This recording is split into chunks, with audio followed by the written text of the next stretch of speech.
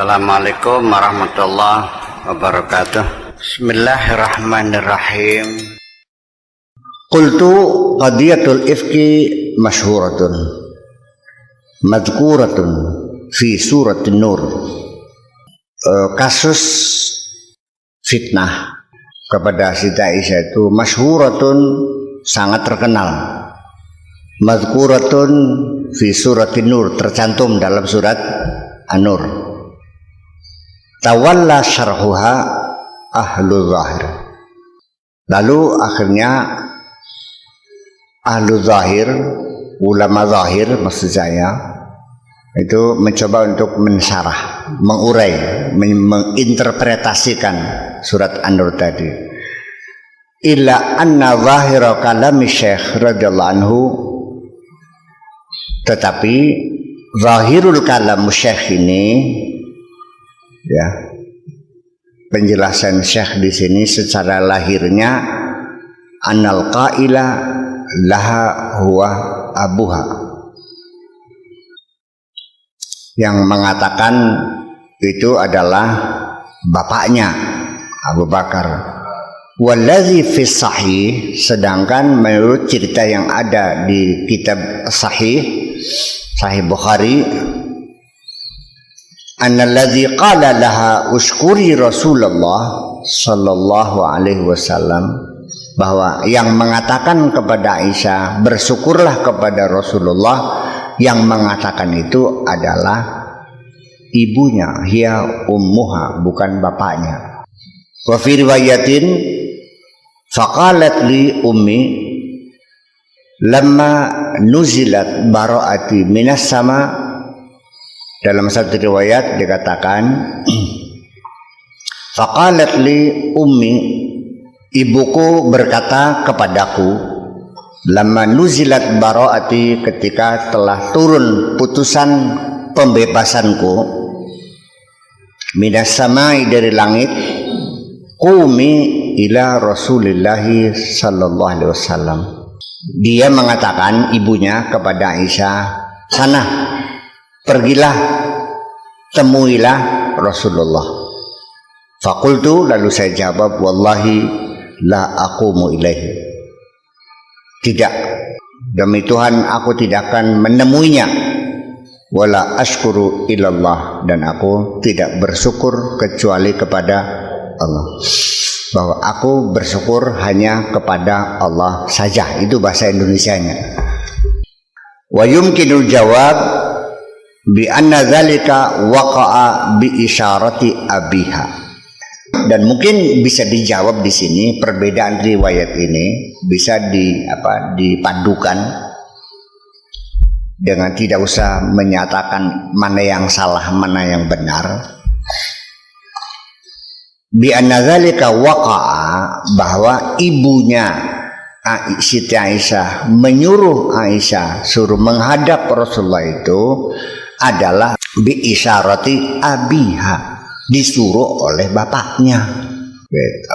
Au qalahu ma'an, atau ya memang dua-duanya berkata, berarti ya sama, berarti kedua orang tuanya mengatakan.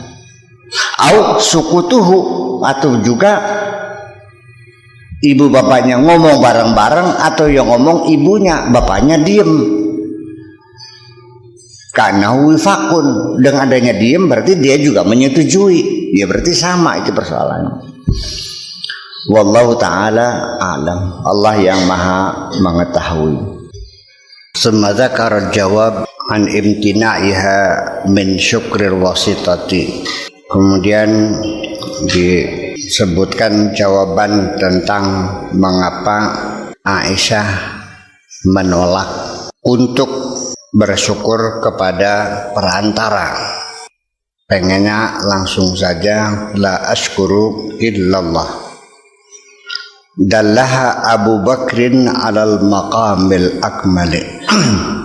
Abu Bakar menjelaskan, menunjukkan kepada Aisyah alal maqamil akmal, tentang makam yang lebih sempurna, yaitu maqamil baqai al-muqtadi li isbatil asari, yaitu maqam baqa yang berkonsekuensi kepada menetapkan asar atau pengaruh.